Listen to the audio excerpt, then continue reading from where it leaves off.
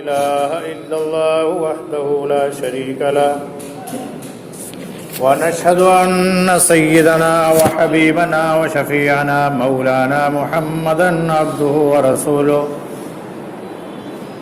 فقد قال الله تبارك وتعالى فأعوذ بالله من الشيطان الرجيم بسم الله الرحمن الرحيم اليوم أكملت لكم دينكم وأتممت عليكم نعمتي ورضيت لكم الإسلام دينا صدق الله مولانا العظيم وصدق رسوله النبي الكريم اما بعد محترم دوستو بزرگ عزیزو، گزشتہ جمعے کو گفتگو کا جو موضوع تھا وہ دیوبندیت تھا۔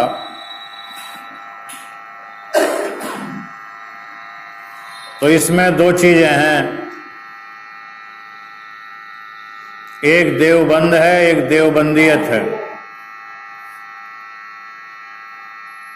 دیوبندی نسبت گاؤں کی طرف بھی ہوتی ہے،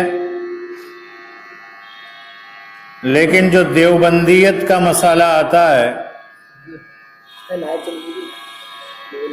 وہ مسئلہ کوئی مسلک کا نہیں، کوئی مذہب کا نہیں،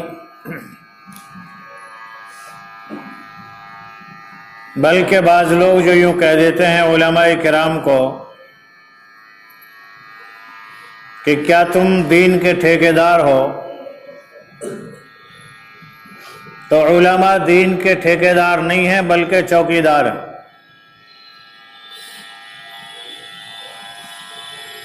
اور اسی کا نام دیوبندیت ہے۔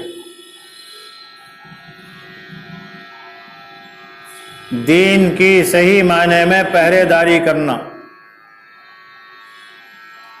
کوئی دین میں سے اگر کوئی چرانا چاہے تو چرانے نہ دینا، اور کوئی دین میں کوڑا کرکٹ داخل کرنا چاہے تو وہ کرنے نہ دینا۔ اس کا نام دیوبندیت ہے۔ اور ہمیں فخر ہے اس بات پر کہ الحمدللہ ثم الحمدللہ ہم دیوبندی ہیں۔ کیوں؟ اس لیے کہ ہمارے اکابر نے، ہمارے علماء نے، ہمارے بزرگوں نے ہمیں جو میراث نبوت عطا فرمائی ہے اس میں کوئی ملاوٹ نہیں۔ ملاوٹ کی جتنی بھی اشیاء ہوتی ہیں ان سے نقصانات ہوتے ہیں، لیکن ہمارے اکابر نے جو ہمیں میراث نبوت پہنچائی ہے وہ اتنی کھری اور اتنی صاف ستھری عطا فرمائی ہے کہ اس میں نہ ملاوٹ ہے اور نہ افراط ہے نہ تفریط ہے۔ دنیا کے اندر دو چیزیں ہر ایک انسان کے لیے ضروری ہیں، مذہبی اعتبار سے نظریہ جس کو عقائد بھی کہا جاتا ہے، یہ ہر مومن کے لیے ضروری ہے۔ اگر عقیدہ درست نہیں ہے تو پھر آدمی مومن کامل بھی نہیں ہے۔ عقیدہ عقد سے بنا ہے، اور عقد کے معنی آتے ہیں گرہ باندھنے کے، معاہدہ کرنے کے، ایگریمنٹ کرنے کے۔ تو کلمہ طیبہ لا الہ الا اللہ محمد الرسول اللہ صلی اللہ علیہ وسلم یہ ایک مستقل معاہدہ ہے کہ اللہ کو رب ماننا، اللہ کے علاوہ کوئی ربوبیت کے، الوہیت کے، عبادت کے قابل ہے ہی نہیں، نہ ہو سکتا ہے۔ اور محمد الرسول اللہ صلی اللہ علیہ وسلم کو اللہ کا رسول تسلیم کرنا، یہاں عقیدے کا درست ہونا ضروری ہے۔ ایک آدمی کلمہ بھی پڑھتا ہے اور نماز بھی پڑھ رہا ہے، اور آج کی نماز نہیں جیسی ہماری آپ کی نماز ہے، بلکہ وہ نماز پڑھ رہا ہے نبی کریم صلی اللہ علیہ وسلم کے پیچھے صف میں، جہاد میں بھی شریک ہے اور دین کے تمام امور کو انجام دے رہا ہے، لیکن عقیدہ درست نہیں ہے۔ ایسے لوگوں کو اللہ نے اور اللہ کے رسول نے منافقین فرمایا، اور ان کا ٹھکانہ فی الدرک الاسفل فرمایا۔ منافقین کا ٹھکانہ جہنمیوں سے بھی نیچے، بالکل تہہ خانے میں، خطرناک جگہ پر۔ اسفل کہتے ہیں جو بدترین درجہ ہو۔ ہمارے ہاں تو شاید سکھو فارسی میں سفلی بولتے ہیں، بڑھیا کو ہے، ہاں سفلی بڑھیا، اسفل بیکار، ہاں بستر، جو سب سے زیادہ بستر مقام ہو وہ اسفل ہے، وہاں منافقین کا ٹھکانہ ہوگا۔ نماز نبی کے پیچھے پڑھ رہا ہے، مسجد نبوی میں ہے، اور بہترین مقام پر ہے، منورہ شہر کے اندر ہے جو منور ہے ہر طرح سے، اور خیر القرون میں بھی ہے۔ نبی کریم صلی اللہ علیہ وسلم فرمایا خیر القرون قرنی ثم الذین یلونہم ثم الذین یلونہم، بہترین دور زمانہ حالات یہ ہیں جو میرے دور میں ہیں، اللہ کے رسول نے فرمایا۔ اس کے بعد گراوٹ آتی جائے گی۔ تو اتنے بہترین دور میں ہے یہ آدمی، لیکن عقیدہ خراب ہے۔ تو عقیدے کی خرابی کی وجہ سے ایسے لوگوں کو منافق کہا گیا۔ ان کا ٹھکانہ سب سے خطرناک مقام، اللہ ہم سب کی حفاظت فرمائے۔ تو جب خیر القرون میں منافق رہ سکتے ہیں تو آج کے دور میں رہنا کوئی مشکل کام نہیں۔ بعض منافقین تو وہ تھے جو مستقل مسلمانوں میں مل کر یہود کے لیے جاسوسی کیا کرتے تھے، ان کا کام ہی یہ تھا، ان کو مستقل چھوڑا گیا تھا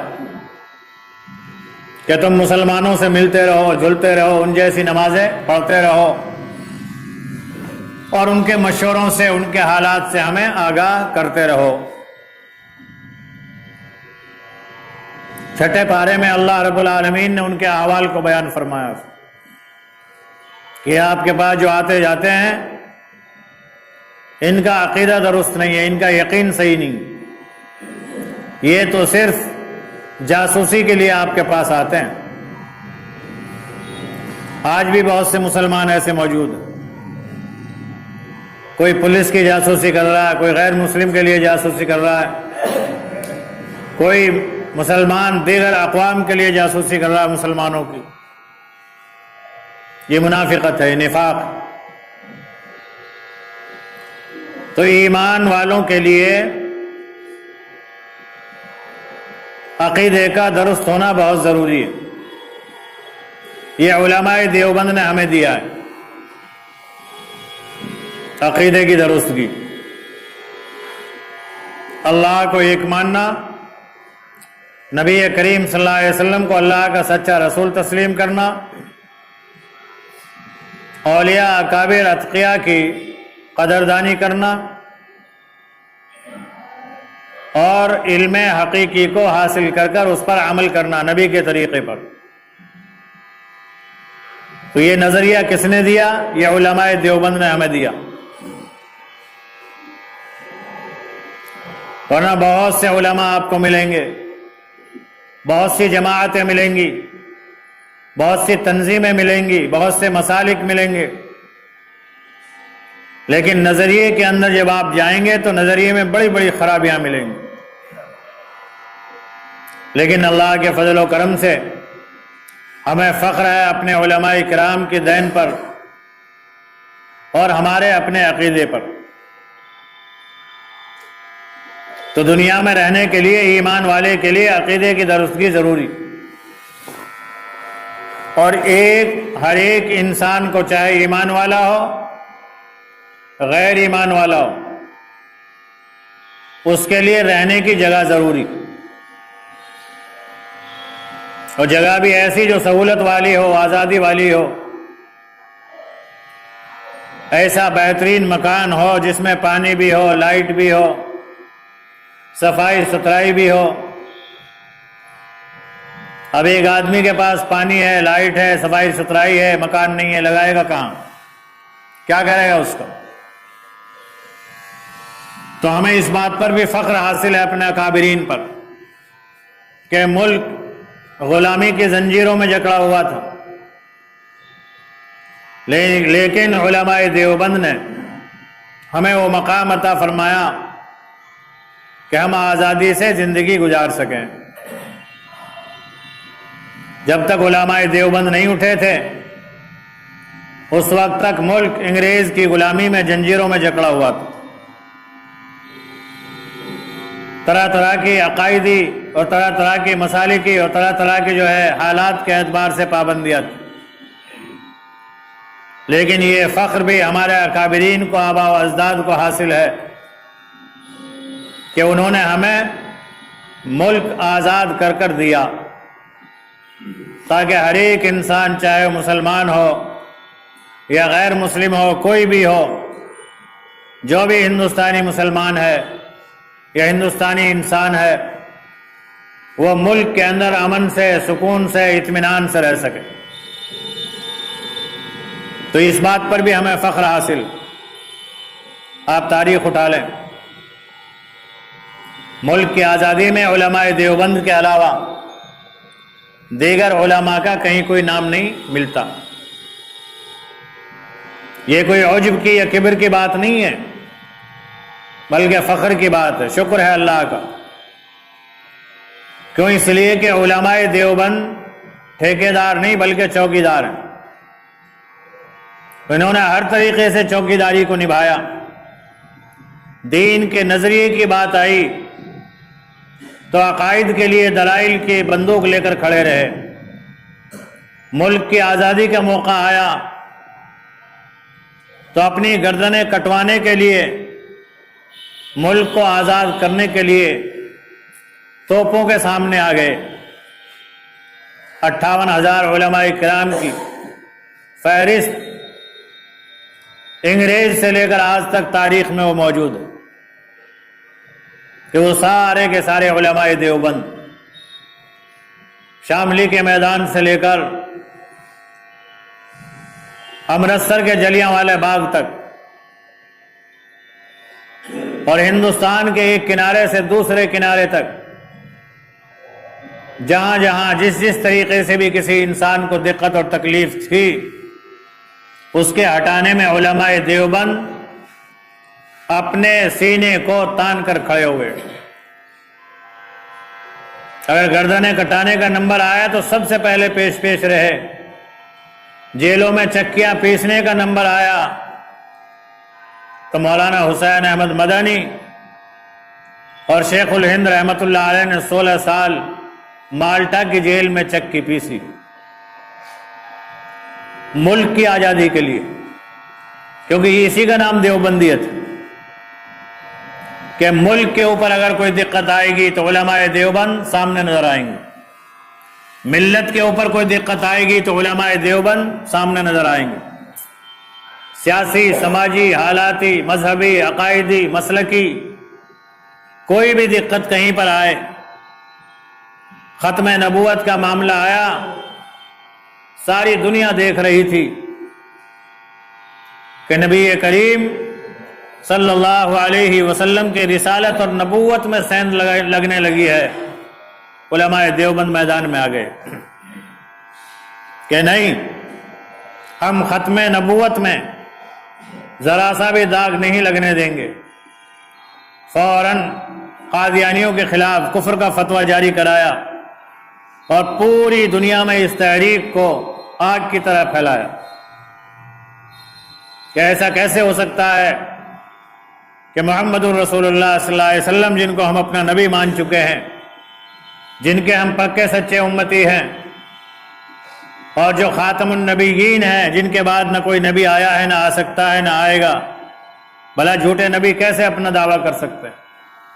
کہنے والوں نے اس وقت بھی کہا کہ تمہیں کیا لینا، جو کوئی کرتا ہے کرنے دو، نہیں، کیونکہ ہم دیوبندی، ہم یہ برداشت کر ہی نہیں سکتے۔ کیوں نہیں کر سکتے؟ اس لیے کہ ہم نے اپنے اکابر سے، اپنے بڑوں سے، اپنے علماء سے، اپنے بزرگوں سے یہ چیز سیکھی ہے۔ ہم دین کے چوکیدار ہیں، ٹھیکیدار نہیں ہیں۔ ٹھیکیدار تو وہ ہیں جو ٹھیکہ لے کر بیٹھے ہوئے ہیں کہ ہم عاشق رسول ہیں، کہ تحریک آزادی میں کتنے تھے تمہارے باپ دادا؟ انہوں نے ہمیں پتہ ہی نہیں تھا، ملکہ وکٹوریہ سے خاموش رہنے کا وظیفہ لے رہے تھے، اور علماء دیوبند کے لیے جاسوسی کر رہے تھے۔ علماء کرام ریشمی رومال کی تحریک چلا رہے ہیں اور اپنے آپ کو عاشق رسول کہنے والے جاسوسی میں لگے ہوئے ہیں انگریز کے لیے۔ تو میں عرض کر رہا تھا کہ دیوبندیت اس کا نام ہے کہ جہاں قوم و ملت کی تباہی کا کوئی معاملہ آیا تو اس میں آپ کو علماء دیوبند کھڑے ہوئے ملیں گے۔ آج کی تاریخ میں بھی سیلاب اگر آئے گا آسام میں تو علماء دیوبند سامنے ملیں گے۔ اگر کہیں پر ہندو مسلم جھگڑا فساد ہوگا تو علماء دیوبند جمعیت علماء کی شکل میں سامنے ملیں گے۔ اگر کہیں پر بھی کوئی معاملہ نزاعی آئے گا تو علماء دیوبند جو ہے پیش ہوں گے۔ اس لیے ہمیں ہر ایک آدمی کو اپنی تاریخ کا بھی علم ہونا چاہیے، اور یہ بھی معلوم ہونا چاہیے کہ ہم دیوبندی ہیں کیوں۔ کیا ہم دیوبند میں پیدا ہوئے؟ نہیں۔ دیوبند میں ہمارے باپ دادا پیدا ہوا؟ ہرگز نہیں۔ ہم تو اس لیے دیوبندی ہیں کہ ہمارے اکابر، ہمارے علماء جو دین کے چوکیدار تھے، ان کو دیوبندیت کے نام سے لوگ جانتے تھے، لہذا ہم تو ان کے ماننے والے ہیں، اس لیے ہم دیوبندی۔ ہم وہ ہیں جو بڑے بڑے دیووں کو بھی بند کر دیا کرتے ہیں۔ کتنا ہی بڑا دیو سامنے آ جائے، دلائل کی گولیوں سے اسے ہم چھلنی کرنے کے لیے ہر وقت تیار رہتے ہیں۔ ہمارے پاس اوزار ہتھیار کیا ہے؟ ہمارے پاس سب سے بڑا اوزار احکام خداوندی اور نبی کریم صلی اللہ علیہ وسلم کا طریقہ ہے، اور یہ ایسی گولی ہے، ایسی بندوق ہے، ہر دور جہالت کے اندر یہی بندوق کام آتی ہے۔ زخمی کرنے والا ہتھیار ضروری نہیں ہے وہ آپ کے کام آئے یا ہتھیار والے کے کام آئے۔ نبی کریم صلی اللہ علیہ وسلم کی کر کے درخت کے نیچے آرام فرمائے۔ ایک مخالف یوں کہتا کہ میں بہت دیر سے، کئی دنوں سے اس طاق میں تھا کہ کم مجھے محمد اکیلا ملے، میں ان کی گردن اڑا دوں، نعوذ باللہ۔ میں پیچھے لگا رہا۔ ایک غزوہ سے آپ تشریف لے جا رہے تھے، راستے میں رکے، قافلہ رکا، حضور اکرم صلی اللہ علیہ وسلم ایک درخت کے سائے میں آرام فرمانے کے لیے لیٹے اور اپنی تلوار درخت میں لٹکا دی۔ یہ مخالف آیا اور اس نے تلوار میان سے نکالی اور کہا کہ میں یمنعک یا محمد، اب بتا کون بچائے گا؟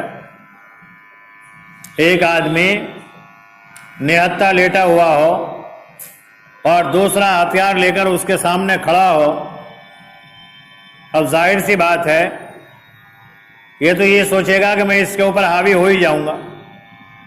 اس نے بھی یہی کہا کہ محمد بتاؤ کون بچائے گا؟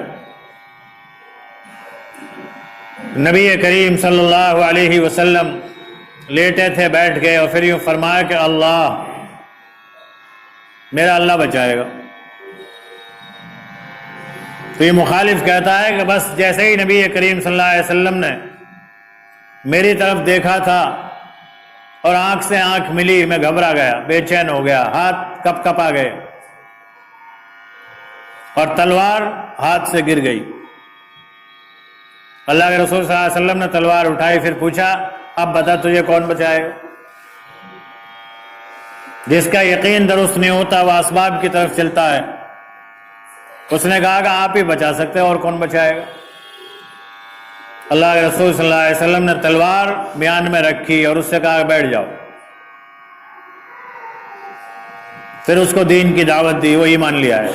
تو ہمارے پاس یہ تلواریں ہیں، میان سے نکالنے والی تلوار نہیں ہے، نبی کریم صلی اللہ علیہ وسلم والی دعوت۔ ایک حدیث ہے، اگر وہ حدیث ہمارے سب کی سمجھ میں آ جائے تو ہم سب پکے سچے دیوبندی بن جائیں۔ اور اس حدیث پر عمل بھی دیوبندیوں نے کیا ہے۔ آپ یوں نہ سمجھیں بار بار دیوبندیت کا ذکر کیوں آ رہا ممبر سے، یہ اس لیے ذکر آ رہا ہے کہ بعض لوگ غلط فہمی کے شکار ہیں۔ بعض تو یوں کہتے ہیں دیوبندیوں کے پاس مت جائے اور نہ ان جیسے ہو جاؤ۔ تو مشرکین مکہ بھی تو یہی کہتے تھے، محمد کے پاس مت جانا نہ ان جیسا ہو جائے گا، پھر فرق کیا رہ گیا؟ اور میٹنگیں ہوتی تھی مکے میں، نبی کریم صلی اللہ علیہ وسلم رات میں تلاوت فرماتے، ابو جہل جا کے چپکے سے سنتا تھا۔ ابو لہب کو بھی پتہ چلا کہ تو ادھر کہاں جاتا ہے، وہ بھی پیچھے پیچھے ہو لیا۔ عتبہ کو پتہ چلا، وہ بھی پیچھے پیچھے ہو لیا۔ شیبہ کو پتہ چلا، وہ بھی ہو لیا۔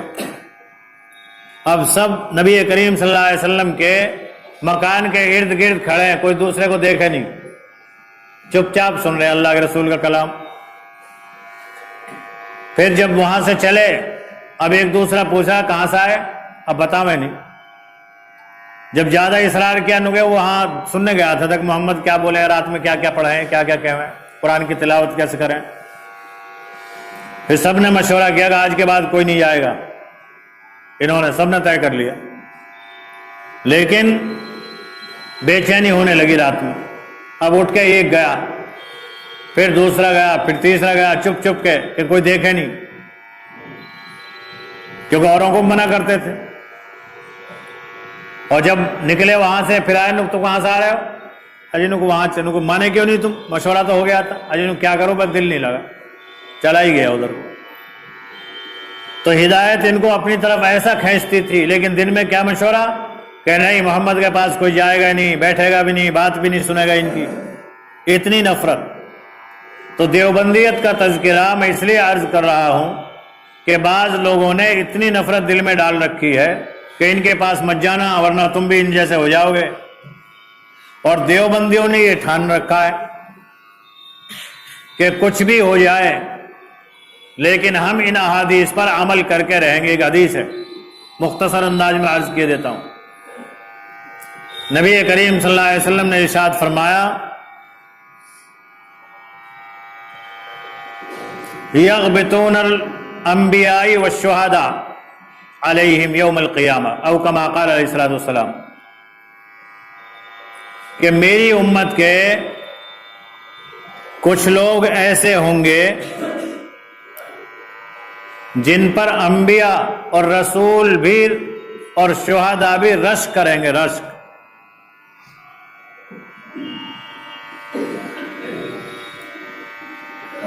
اور جب ان کو مقامات ملیں گے جنت میں تو انبیاء بھی یوں دیکھیں گے یہ کس کا مقام ہے، یہ کون سا نبی، یہ کون سا شہید ہے۔ یعنی انبیاء اور شہداء بھی رشک کریں گے کہ آخر ان کو اتنا بلند مقام ملا کیوں ہے۔ تو صحابہ کرام نے عرض کیا، یقولون من ہم یا رسول اللہ، وہ نبی بھی نہیں ہے اور شہید بھی نہیں ہے، رسول بھی نہیں ہے، پھر ان کا اتنا مقام کہ اس پہ انبیاء بھی رشک کریں، وہ ہوں گے کون؟ تو نبی کریم صلی اللہ علیہ وسلم نے ارشاد فرمایا، یدعون الی اللہ،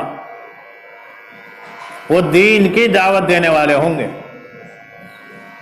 وَيَمْنَعُونَ عَنِ الْمَنَاكِبِ، اور جن چیزوں سے اللہ نے منع فرمایا ہے ان چیزوں سے وہ لوگوں کو روکیں گے، وَيَأْمُرُونَ بِالْمَعْرُوفِ، اور وہ لوگوں کو دین کی بھلائی کی دعوت دیں گے، حکم کریں گے، یہ مقام ہوگا۔ یہ فضیلت بھی الحمدللہ دیوبندیوں کو حاصل ہے، پوری دنیا جانتی۔ دعوت و تبلیغ کی تحریک علماء دیوبند کی تحریک۔ علماء دیوبند کے بعد میں پھر یوں چاہے کوئی کچھ بھی کر لے کہ صاحب سنی جماعت، سنی بحث جیور، سنی تعلیم الاسلام، سنی فضائل اعمال، اب ٹائٹل کوئی کچھ بھی لگاتا رہے، ہمیں اس میں بھی کوئی اعتراض نہیں، نہ نکیر ہے، نہ کوئی کسی سے جو ہے کراہت ہے، کوئی کچھ بھی لگائے۔ ہمارا کام تو دین کی چوکیداری کرنا ہے، اور چوکیداری بھی ایسی جو کما حقہ چوکیداری ہو،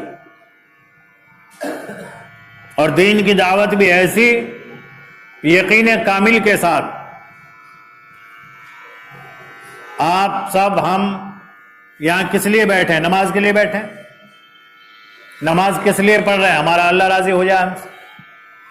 تلاوت کس لیے کرتے ہیں؟ اللہ ہمیں راضی ہو جائے ہم سے اور ہمیں جنت دے دے۔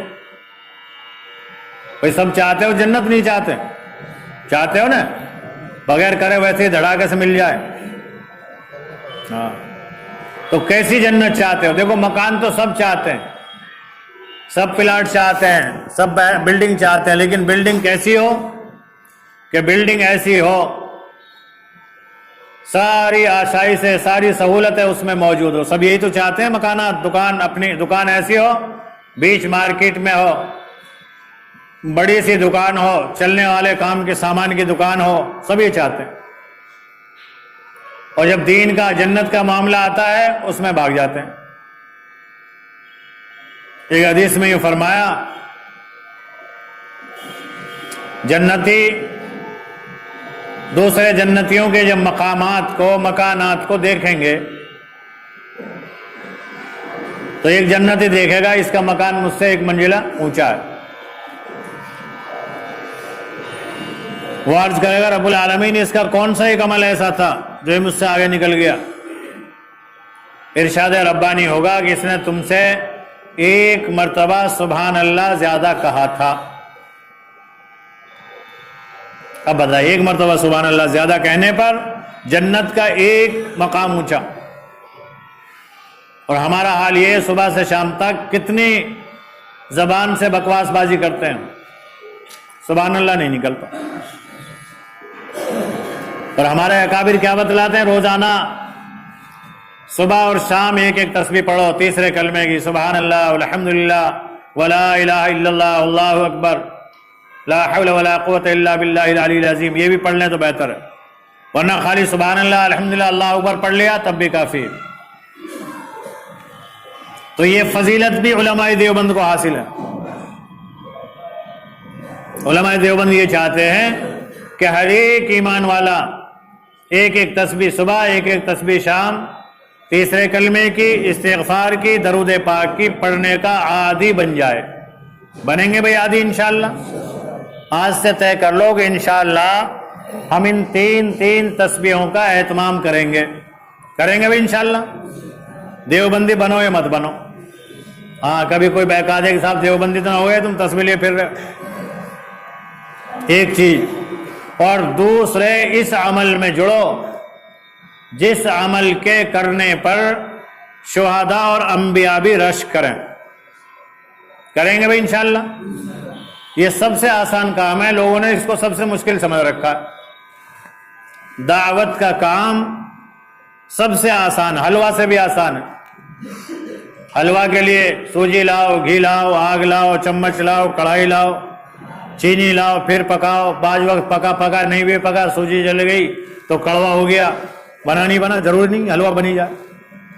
اور دعوت کا کام کتنا آسان، بستر پہ بیٹھے بیٹھے بھی آپ دعوت کے کام کو انجام دے سکتے ہو۔ بستر پہ بیٹھے بیٹھے، ابھی اترے نہیں آپ بستر پہ ہی ہیں، بھی آنکھ کھلیے، اپنے نفس کو دعوت دو کہ اللہ نے تجھے کتنی ساری نعمتوں سے نوازا اور تجھے نیند کی گہری نیند سلایا، پھر اٹھا بھی دیا اس اللہ نے۔ سب سے پہلے اپنے نفس کو دعوت دے لو۔ کتنا آسان کام ہے، آسان ہے نہیں بھئی؟ اور پھر بستر پہ بیٹھے بیٹھے اپنے بیٹے کو دعوت دو کہ بیٹا اذان ہو گئی نماز کے لیے چلو، بیوی کو دعوت دو اذان ہو گئی جلدی سے بچوں کو نماز کے لیے اٹھاؤ، دعوت شروع۔ تو اس پہ کیا دیں گے اللہ تعالیٰ؟ آپ کو جنت میں ایسا مقام دیں گے کہ اس پہ اس مقام پر اس مکان کو اس محل کو دیکھ کر انبیاء اور شہداء بھی رشک کریں گے، رشک۔ تو یہ کام کرنے کا ہے نہیں بھائی، اب بتاؤ اس کام سے کون رک سکتا ہے؟ جب علماء دیوبند نے اس حدیث کو پڑھا، سنا، اس کے راویوں کو دیکھا، تو پھر ایسے لگے کہ گھر گھر مدرسے قائم کیے اور در در جا کر کنڈیاں بجائی، اور پھر دعوت و تبلیغ کا نظام ایسا چلایا کہ پوری دنیا میں پھیل گیا۔ آج کوئی تنظیم اتنی بڑی نہیں ہے جتنی دعوت و تبلیغ کی تنظیم۔ اور دیکھو کمال کی بات، آج تک دعوت تبلیغ کا کوئی لیٹر پیڈ نہیں ہے، یہاں تک کہ جو پوری دنیا کا مرکز ہے اس میں کوئی ٹیلی فون نہیں۔ کیوں؟ اس لیے کہ یہ کام ان اسباب کا نہیں ہے۔ جس کے پاس فون نہیں ہے وہ بھی دعوت کے کام کو بڑی خوش اسلوبی سے انجام دے سکتا ہے، جس کے پاس لیٹر پیڈ نہیں وہ بھی انجام دے سکتا ہے۔ تو اس لیے محترم دوستو، بزرگ عزیزو، دیوبندیت سمجھانے کا مقصد ہی صرف یہ تھا۔ اور جس موقع پر، جس محل میں، جس تاریخ کے خطرناک سے خطرناک موڑ کو آپ دیکھو گے دنیا کی تاریخ میں، وہاں سب جگہ آپ کو دیوبندی نظر آئیں گے، پوری دنیا میں، چاہے دعوت و تبلیغ کی تحریک ہو، چاہے جمعیت علماء کی تحریک ہو، چاہے دیگر تحریکات ہو، چاہے مدارس کی تحریک ہو، سب جگہ آپ کو یہی ملیں گے۔ اب ان سے کہاں تک بچو گے؟ اگر بچو گے تو پھر ایسا ہوگا، ایک آدمی تھا، اس کو دیوبندیوں سے بڑی نفرت۔ اب اس نے کیا کام کیا؟ ایک ایک کر کے ان پر کفر کا فتویٰ لگاتا رہا، اور ایسے فتوے لگائے، جب فتویٰ لگا کے آتا تو رات کو آگے گھر پہ بتاتا کہ آج میں نے علماء بدایونی کو کافر کر دیا، کہہ دیا ان کو وہ بھی کافر، آج میں نے علماء دیوبند کو بھی کافر کہہ دیا، آج میں نے ان کو بھی کافر فتویٰ دے دیا ان کا بھی۔ تو بیوی کہنے لگی حضرت کہیں ایسا نہ ہو تم سب کو نکالتے نکالتے خود ہی نہ نکل جاؤ سب سے، تم بالکل اکیلے ہی نہ رہ جاؤ کہیں۔ تو اس لیے محترم دوستو، بزرگ عزیزو، ہر ایک آدمی اپنے اپنے بارے میں سوچے کہ کہیں ایسا نہ ہو کہ میں اس مقام سے، اس حدیث پر عمل کرنے سے کہیں پیچھے نہ رہ جاؤں۔ اللہ کے رسول نے تو یہ فرمایا کہ جو اس کام کو کرے گا، لوگوں کو بھلائی کی دعوت دے گا، برائیوں سے روکے گا اور دین کی دعوت کی فکر لے کر چلے گا، تو اس کو اتنا بڑا جنت میں مقام ملے گا کہ انبیاء اور شہداء بھی اس پر رشک کریں گے۔ اگر یہ حدیث دیکھنی ہو مسلم شریف میں دیکھ لینا، مشکات شریف میں دیکھ لینا۔